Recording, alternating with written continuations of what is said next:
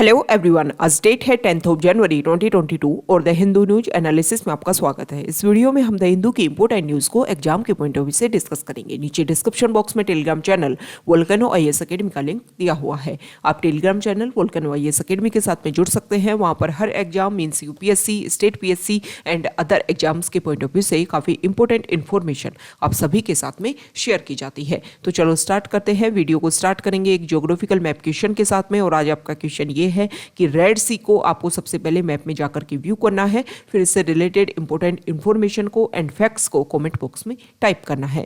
कल हमने आपसे क्वेश्चन पूछा था कैस्पियन सी से रिलेटेड। कैस्पियन सी को अगर हम देखें तो पूरे वर्ल्ड में सबसे लार्जेस्ट लेक के रूप में ये सिचुएटेड है, या फिर फुल फ्लैश्ड सी के रूप में भी इसको बोला जाता है। एक इनलैंड वाटर बॉडी के रूप में, वर्ल्ड की लार्जेस्ट इनलैंड वाटर बॉडी के रूप में कैस्पियन सी सिचुएटेड है। कंट्रीज, कौन कौन से कंट्रीज अपनी बॉर्डर शेयर करते हैं, तो इसमें है तुर्कमेनिस्तान, कजाकिस्तान, यहाँ पर रशिया, ये है अजरबैजान और ये है ईरान। 5 कंट्रीज जो हैं वो कैस्पियन सी के साथ में अपनी बॉर्डर शेयर करते हैं। इसको आप एक ट्रिक से याद कर सकते हो। ट्रिक है तारीख, मतलब डेट को हिंदी में हम तारीख बोलते हैं, तो तारीख जो वर्ड है इसके थ्रू आप याद कर सकते हो। टी से हो गया तुर्कमेनिस्तान, ए से हो गया अजरबैजान, आर से रशिया, आई से ईरान एंड के से कजाकिस्तान। ओके, ये जो नोट्स हैं उनकी पीडीएफ आपको शेयर कर दी जाएगी टेलीग्राम चैनल पर। कैस्पियन सी के बारे में अगर एक इंपॉर्टेंट फैक्ट्स और देखें तो ये एक एंडोरिक बेसिन है। एंडोरिक बेसिन क्या होता है, और ये एंडोरिक बेसिन भी यूरोप एंड रशिया के बीच में सिचुएटेड है। एंडोरिक बेसिन क्या होता है कि जब भी किसी वाटर बॉडी में जो पानी है, जो वाटर है, उसका इनफ्लो तो हो लेकिन यहाँ से आउटफ्लो ना हो, मतलब पानी आए तो सही लेकिन यहाँ से निकले नहीं। किसी रिवर के थ्रू मान लो यहाँ से पानी आ रहा है, इस वाटर बॉडी में पानी जो है वो यहाँ पर इनफ्लो हो रहा है, लेकिन किसी अदर प्रोसीजर के थ्रू या किसी अदर रिवर के थ्रू यहाँ से पानी जो है वो बाहर आउटफ्लो नहीं हो रहा है। तो इस तरीके का जो वाटर बेसिन होता है उसको बोलते हैं एंडोरिक वाटर बेसिन। अब यहाँ पर वाटर का बैलेंस कैसे होता है, क्योंकि यहाँ पर वाटर की अवेलेबिलिटी तो है लेकिन आउटफ्लो नहीं होता, तो इवेपोरेशन का जो प्रोसीजर है उसके थ्रू यहाँ पर वाटर का एक तरीके से बैलेंस बना रहता है। तो ये कैस्पियन सी से रिलेटेड हमने इंपॉर्टेंट फैक्ट्स देखे। द हिंदू का फ्रंट पेज पर अगर हम देखें तो सबसे पहले इंपॉर्टेंट न्यूज़ है, सेंट्रल गवर्नमेंट ने डिक्लेयर कर दिया है कि net PG means post graduate की जो काउंसलिंग है वो 12 जनवरी से स्टार्ट होगी। हमें पता है कि ईडब्ल्यूएस रिजर्वेशन को लेकर के सुप्रीम कोर्ट से काफ़ी लंबे टाइम से एक तरीके से डिस्कशन चल रहा था। डिस्कशन अभी भी चल रहा है, लेकिन ज़रूरत को देखते हुए ये जो काउंसलिंग है उनको स्टार्ट की गई है। अभी प्रेजेंट टाइम में हम देख रहे हैं कि कोविड के केसेस जो बहुत ज़्यादा बढ़ रहे हैं, उसको एक तरीके से उस प्रॉब्लम को सोल्व करने में अगर ये काउंसलिंग स्टार्ट हो जाती है पीजी डॉक्टर्स की, तो लगभग 45,000 सीट्स के ऊपर जो डॉक्टर्स हैं वो अवेलेबल होंगे और उससे हमारी प्रॉब्लम को सोल्व करने में काफ़ी ज़्यादा हेल्प मिलेगा। यहाँ पर आर्टिकल है कोविड को केसेस को लेकर के कि एक दिन में जितने केसेस आए हैं उनके बारे में यहाँ पर बताया गया है। नेक्स्ट इंपॉर्टेंट आर्टिकल है, कल भी हमने डिस्कस किया था, देवास मल्टीमीडिया जो कंपनी है उसके जो इन्वेस्टर हैं उनको कनाडा की तरफ से एक रिलीफ मिला है कि इंडिया की जो एयरपोर्ट अथॉरिटी ऑफ इंडिया की जो भी एसेट्स हैं अदर कंट्रीज में उनको आप कैप्चर कर सकते हो। आपका जो भी पैसा है उसको आप इस तरीके से निकाल सकते हो इंडिया से। तो अब इसको लेकर के इंडिया को एक तरीके से पार्शियल रिलीफ देने की कोशिश की गई है कि इसमें 50% टोटल एसेट्स जितनी भी हैं उसकी 50% को ही कैप्चर किया जा सकता है देवास मल्टीमीडिया कंपनी के थ्रू। ये इस इशू को हमने कल भी डिस्कस किया था। देवास मल्टीमीडिया इशू क्या है कि इशू ये है कि 2005 के लगभग हमारे जो इसरो है उसकी एक आर्म है एंट्रिक्स, उसके साथ में एक डिस्कशन होता है, एक मीटिंग होती है, एक एग्रीमेंट होता है। इसमें ये बोला जाता है कि देवास मल्टीमीडिया कंपनी और इसरो की जो आर्म है वो 2 सैटेलाइट डेवलप करेंगी और फिर उनको इंस्टॉल किया जाएगा। लेकिन बाद में कैग की एक रिपोर्ट आती है और इस रिपोर्ट में पता चलता है कि कुछ यहाँ पर गफला हुआ है। हालांकि जो ब्राइबरी के जो प्राइजेस हैं उसके बारे में कुछ भी बाद में रिव्यू सामने नहीं आ पाता है, लेकिन ये पता चलता है कि कुछ करप्शन हुआ है जिसके बेसिस पर ये जो डील हुई थी उसको क्या कर दिया गया, खत्म कर दिया गया। अब यहाँ पर जो पैसा लगाया देवास मल्टीमीडिया कंपनी ने वो तो वापस उसको रिटर्न चाहिए, तो उसी रिटर्न को लेकर के बार बार अलग अलग जगह उन्होंने अपने केस फाइल किया और हर जगह जो है वो एक तरीके से देवास मल्टीमीडिया कंपनी को ही बेनिफिट देने की बात हुई है। अभी कनाडा में ये रिजल्ट आया है और उसके बेसिस पर यह माना गया कि यहाँ पर जो भी airport authority of India, air India की जो भी एसेट्स हैं उनको आप कैप्चर कर सकते हो। ओके। यूके की जो केयर्न एनर्जी जो कंपनी है, उन्होंने इसी तरीके का प्रोसीजर अपनाया था। अदर कंट्रीज में इस केस को डाला और उस केस में फिर जो रिजल्ट आया उसी को फॉलो करते हुए देवास कंपनी ने भी, देवास जो ये एक तरीके से इसके जो इन्वेस्टर्स हैं उन्होंने भी उसी प्रोसीजर को फॉलो किया। यहाँ पर जो पिक्चर है वो है आईएनएस विक्रांत की। इसका ट्रायल अभी चल रहा है इसी साल के लास्ट तक, लगभग मिड तक। ये जो आईएनएस विक्रांत है इसको हमारी इंडियन नेवी में इंस्टॉल कर दिया जाएगा। ये एक एयरक्राफ्ट कैरियर है। इससे बहुत ज़्यादा बेनिफिट जो है वो हमारी हर तरीके की आर्मी को, हमारी सिक्योरिटी को मेंटेन करने में काफ़ी ज़्यादा हेल्प होगी।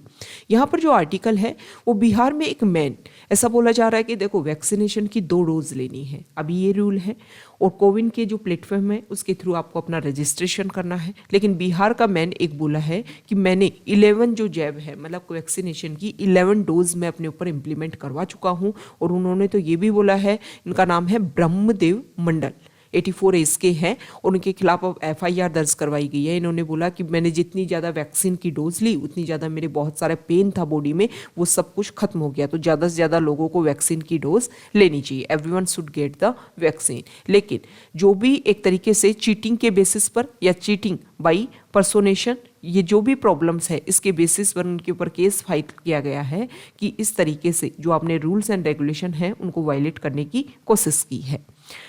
नेक्स्ट इंपॉर्टेंट आर्टिकल, अभी प्रेजेंट टाइम में हम देख रहे हैं कि मुस्लिम वीमेन जो है उनके खिलाफ में कुछ एक तरीके का क्राइम सामने आया है। क्राइम ये है कि कोई ऐप डेवलप किया गया, बुलीबाई ऐप, और इस ऐप के ऊपर उनकी जो पिक्चर्स है, इमेजेस जो है, उनका ऑक्शन किया जा रहा था।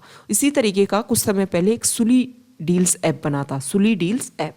अब जब बुलीबाई ऐप एक तरीके से न्यूज़ में आया तो इस ऐप को जिन्होंने बनाया था उनको इसने क्या कर दिया, एक तरीके से ख़त्म करने की या इसको अनइंस्टॉल करने की कोशिश की।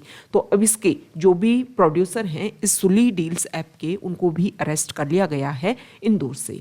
हमें पता है कि ये जो वीमेन का जो ऑक्शन देने की ये जो इशू हुआ, इससे हमें पता चलता है कि अगर NCRB के क्राइम रिकॉर्ड की अगर हम बात करें तो अगर टोटल 50,000 मान लो क्राइम हुए, साइबर क्राइम हुए, तो उसमें 10,000 जो क्राइम है वो अगेंस्ट वीमेन है।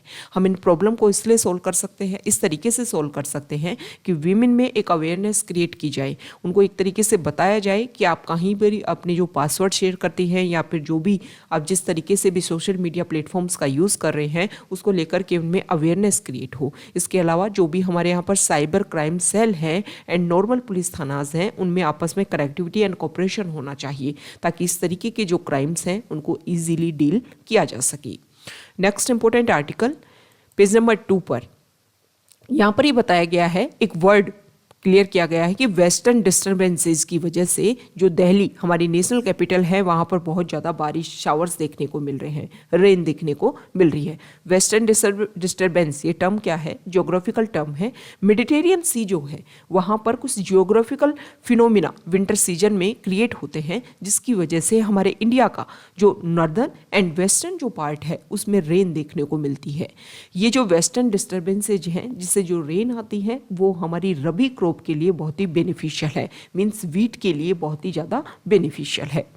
Next important article page number 4 पर यहाँ पर पिक्चर दे रखी है और इस पिक्चर में शो कर रखा है कि 10th सिख गुरु गोविंद सिंह की जो बर्थ एनिवर्सरी है उसको सेलिब्रेट किया गया और उसी के बेसिस पर जो गोल्डन टेम्पल है उसको काफ़ी ज़्यादा सजाया गया एक तरीके से।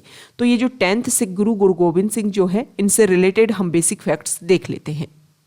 एक सेकेंड,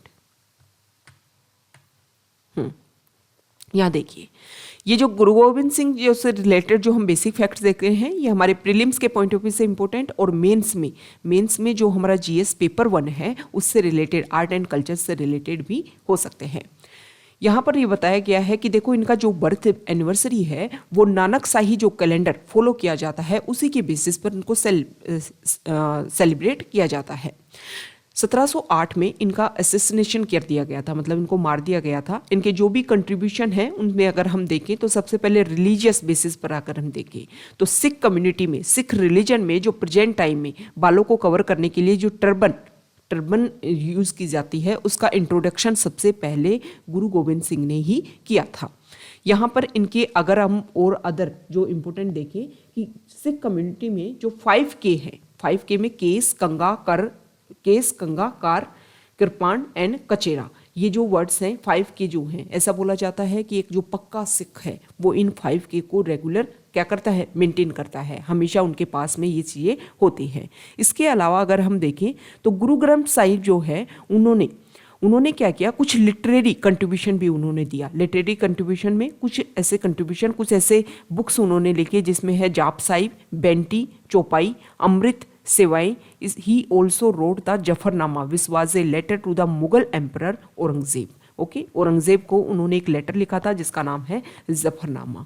तो ये हमने डिस्कस किया। इसके बाद में ये डिक्लेयर कर दिया गया था, ये लास्ट 10th गुरु थे, कि इसके बाद में जो भी हमारे गुरु हैं वो गुरु ग्रंथ साहिब मतलब जो होली बुक है उसी को उन्होंने गुरु के रूप में माना था।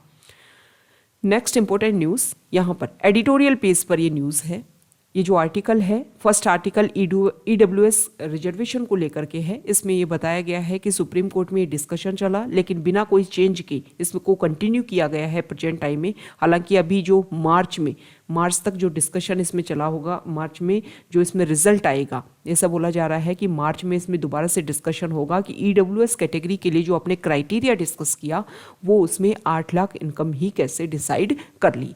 लेकिन अभी प्रेजेंट टाइम में जो है वो 10% रिजर्वेशन के साथ में अलाउ कर दिया गया है नेट यूजी एंड पीजी की काउंसलिंग को। यहाँ पर जो आर्टिकल है वो अभी हमने देखा, नेशनल स्टैटिस्टिकल ऑफिस ने इंडिया की 2022 के लिए GDP ग्रोथ क्या होगी उसका एक तरीके से एक्सपेक्टेड बताया है। 9.2% का एक्सपेंशन हमारे यहाँ पर देखने को मिलेगा, ऐसा बताया गया है।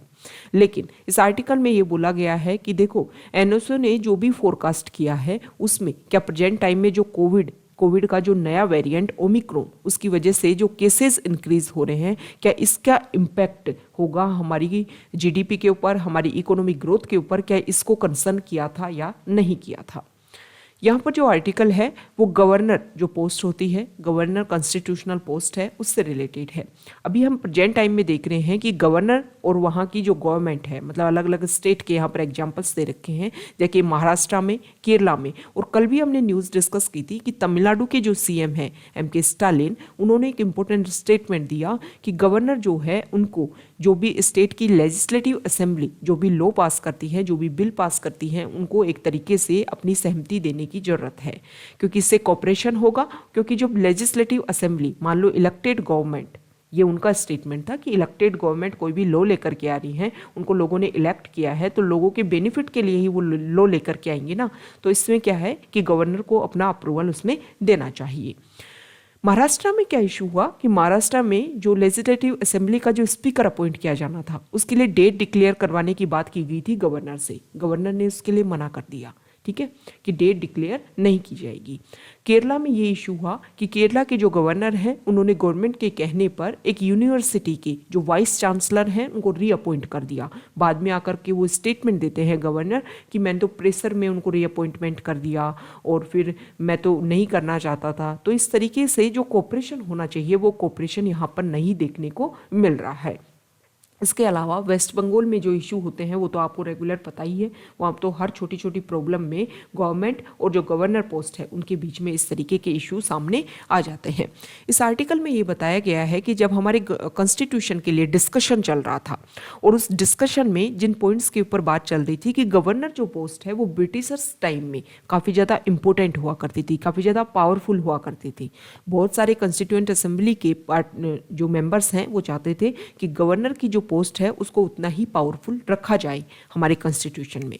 लेकिन BR अम्बेडकर ने ये बोला कि एक तरीके से वो रिप्रेजेंटेटिव होंगे और कोऑपरेशन का काम करेंगे सिर्फ state government and central government के बीच में। कोई भी स्पेशल पावर देने की कोशिश उनको नहीं की गई थी। एक तरीके से कोशिश की गई थी कि सेंट्रल गवर्नमेंट को अगर रिप्रेजेंट किया जा सके स्टेट में तो इससे क्या होगा कि बहुत सारी जो प्रॉब्लम्स हैं वो कोऑपरेशन के थ्रू सॉल्व हो जाएंगी। लेकिन आने वाले टाइम में हमने ये देखा कि एक तरीके से डोमिनेंस क्रिएट किया जाता है गवर्नर की पोस्ट का यूज़ करते हुए। अब यहाँ पर इस आर्टिकल में ये भी बताया गया है कि हमारे जो कॉन्स्टिट्यूशन है उसमें ऐसा कुछ भी नहीं है कि कुछ स्पेशल पावर्स दी गई हैं। ओके, आर्टिकल 143 की इसमें बात की गई है, a blind reproduction of section 50 of government of India act 1935।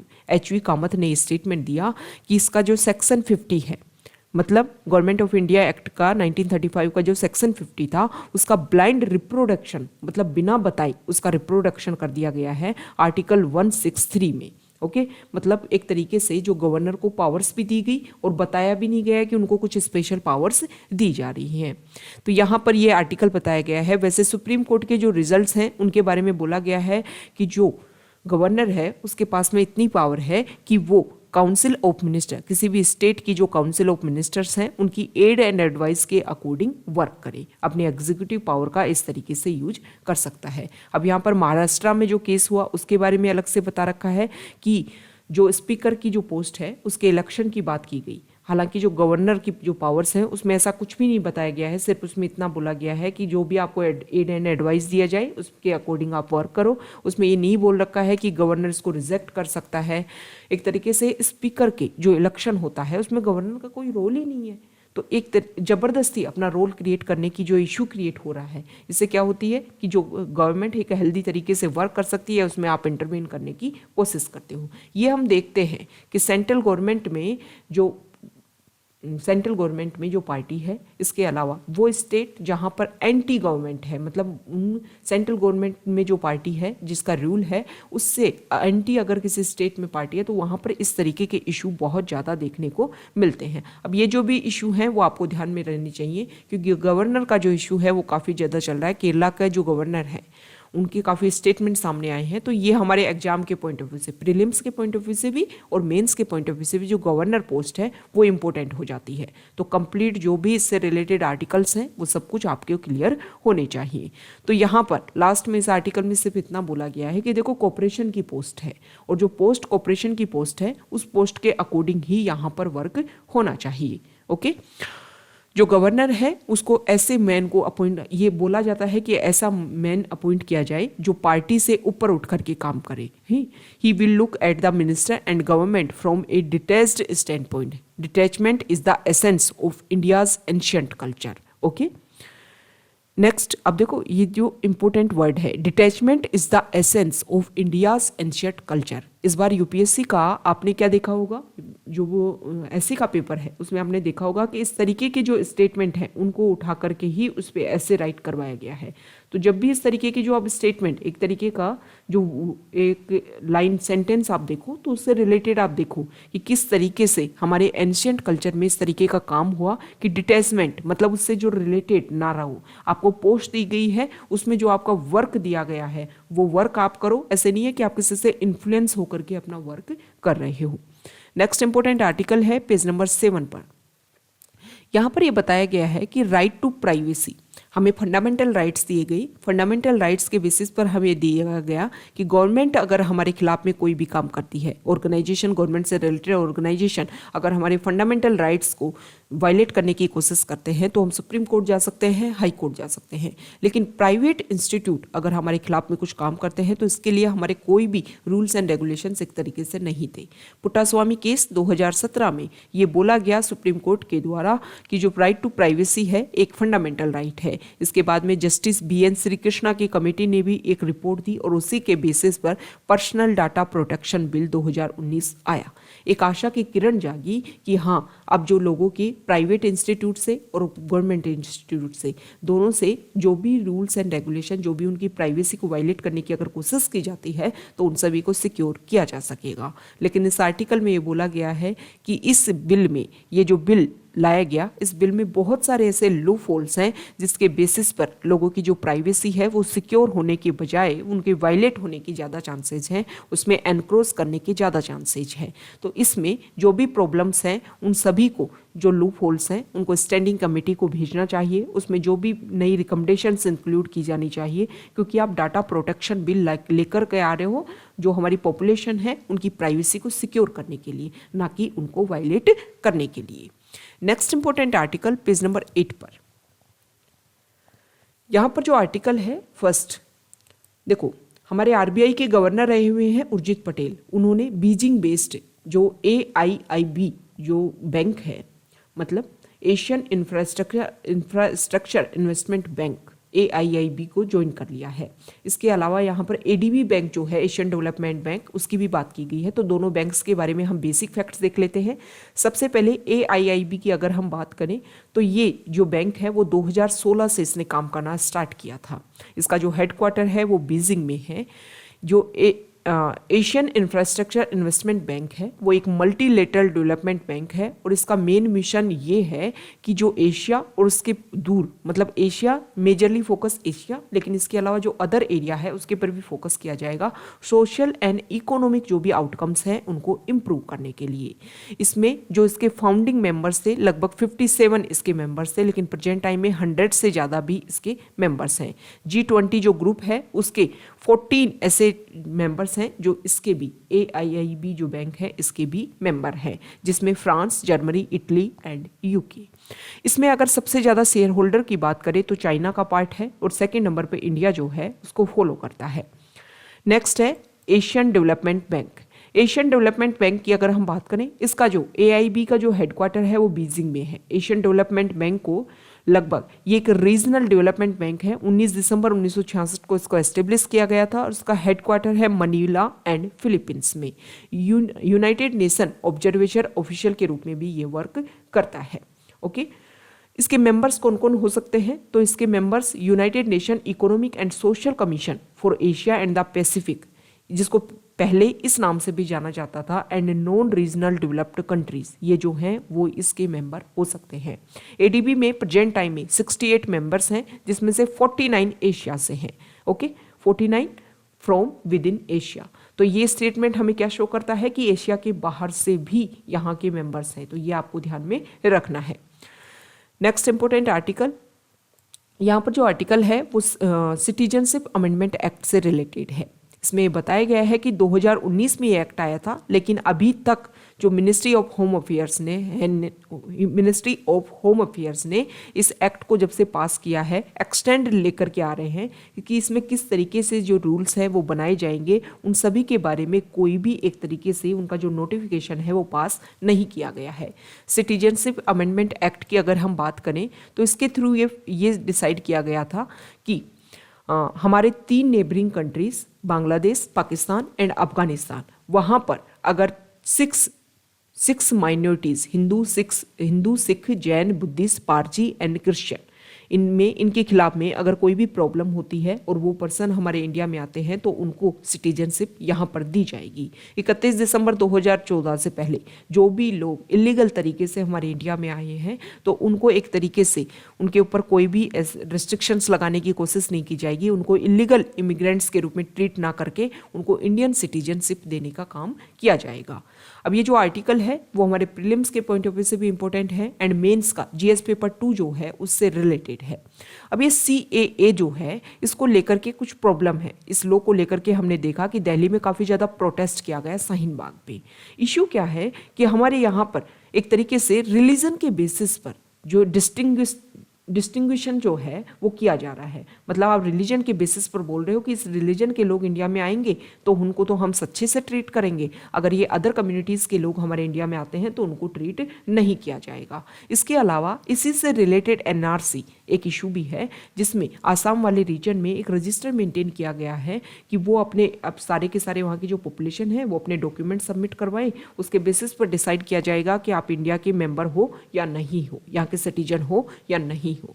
तो ये जो इशू है इसमें ये बोला जा रहा है कि यहाँ पर जो कम्युनिटीज़ हैं उनको तो आप एक्सपेल करने की बात कर रहे हो, और जो लोग बाहर से आ रहे हैं जो एक तरीके से इलीगल तरीके से जिन्होंने इंडिया में एंट्री की, उन लोगों को आप बोल रहे हो कि इस कम्युनिटी से अगर ये लोग रहेंगे तो हम इनको क्या करेंगे, इंडियन सिटीजनशिप देंगे। और इस कम्युनिटी से लोग अगर हैं और 1971 के बाद में अगर ये इस तरीके से आए हैं तो हम उनको जो अगर सिटीजनशिप भी उनको मिली हुई है तो उसको खत्म कर दिया जाएगा। मतलब आप एक तरीके से जो डिस्क्रिमिनेशन है उसको इंक्रीज करने की कोशिश कर रहे हो। सीधी सी बात यह है कि जो फंडामेंटल राइट्स हैं उनको वायलेट करने की कोशिश कर रहे हो। आर्टिकल 14 में ये बोला जाता है कि सभी जो हैं हमारे यहाँ पर वो इक्वल है। जो राइट टू इक्वलिटी देने की आप बात कर रहे हो उसको आप वायलेशन की तरफ ले जा रहे हो। तो ये कुछ इशू हैं इस लॉ को लेकर के। Next important article page number 10 पर यहाँ देखिए, देखो यहाँ पर जल्लीकट्टू हमें पता है कि साउथ इंडिया में एक गेम होता है जल्लीकट्टू, उसको बैन किया गया है। बैन किया गया है कोविड के केसेस बढ़ने की वजह से। अब ये जो जल्लीकट्टू जो वर्ड है वो हमारे लिए इंपॉर्टेंट हो जाता है। इससे रिलेटेड हम बेसिक फैक्ट्स देख लेते हैं। जल्लीकट्टू की अगर हम बात करें तो लगभग 2000 साल से एक कॉम्पिटिटिव स्पोर्ट के रूप में इस गेम को खेला जाता है। इसमें जो भी बुल ओनर्स होते हैं, इस पिक्चर के थ्रू आप समझोगे। यहाँ देखिए, जो बुल ओनर्स हैं वो यहाँ पे बुल को लेकर के आते हैं। उसके बाद में जो लोग हैं वो इसके साथ में फाइट करते हैं। जो भी पर्सन इसको एक तरीके से शांत कर देता है उसको प्राइज दिया जाता है। ये गेम है। अब ये गेम जो है वो जनवरी के लगभग 2nd वीक में इसको फॉलो किया जाता है। यहाँ पर जो हार्वेस्ट फेस्टिवल है साउथ इंडिया में, हार्वेस्ट फेस्टिवल पोंगल, उस टाइम में ये जो गेम है उसको खेला जाता है। मतलब इसका जो टाइम ऑफ इवेंट है वो जनवरी का 2nd वीक है। ये आपको ध्यान में रखना है। अब इसका इम्पोर्टेंस क्या है? इम्पोर्टेंस अगर हम देखें तो देखो, वैसे तो कुछ समय पहले काफ़ी ज़्यादा इशू क्रिएट हुए थे कि जो एनिमल्स हैं उनके खिलाफ में वायलेशन किया जाता है, उनके राइट्स को एनक्रोच किया जाता है, तो इसके बेसिस पर इसको बैन किया जाए। लेकिन बाद में इस कन्फ्लिक्ट को रिजोल्व किया गया और एक तरीके से जो भी सही तरीके से, मतलब इलीगल तरीके से नहीं, अगर आप लीगल तरीके से इस गेम को फॉलो करते हो तो आप इस ट्रेडिशन को फॉलो कर सकते हो। इसमें देखो प्रॉब्लम ये हुई थी, जो जल्लीकट्टू ट्रेडिशन है वो एक कल्चरल राइट है तमिलनाडु का और इसको फंडामेंटल राइट के रूप में डिक्लेयर किया गया है। लेकिन जो भी क्राइम्स हैं, जो भी एक तरीके से इश्यूज हैं, एनिमल्स के जो राइट्स हैं उनको भी आपको सिक्योर करना है। ऐसा नहीं है कि आप उनको वायलेट कर रहे हो, उसके बेसिस पर आप अपने गेम्स को फॉलो कर रहे हो।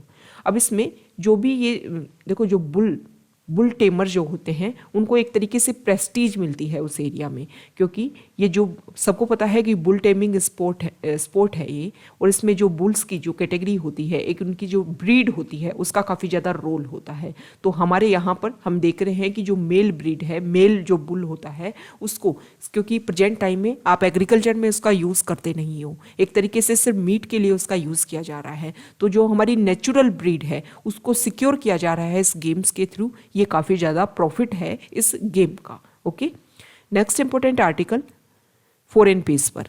यहाँ पर जो आर्टिकल है वो श्रीलंका और चाइना के बीच में जो इशू देखने को मिल रहा है उसमें है। हमने देखा कि चाइना ने पहले यहाँ पर कुछ डेप्ट दिया, इनको मनी दिया कि आप यहाँ पर अपना प्रोजेक्ट बनाइए, श्रीलंका को डेवलप करने की कोशिश की। उसके बाद में उन्होंने अपना जो भी मनी दिया उसको विद इंटरेस्ट, और वो विद हाई इंटरेस्ट उसको रिगेन करने की कोशिश की कि हमें हमारा मनी वापस चाहिए। तो श्रीलंका ने चाइना से बोला है कि हमारे ऊपर जो भी डेप्ट है उसको आप रीस्ट्रक्चर कर दीजिए। रीस्ट्रक्चर का मतलब ये होता है कि मान लो पहले 1 साल में पे करना था, उसको आप रीस्ट्रक्चर कर करके 2-3 साल एक्सटेंड कर दीजिए किसी भी तरीके से। तो रीस्ट्रक्चर करवाने की बात की है श्रीलंका ने।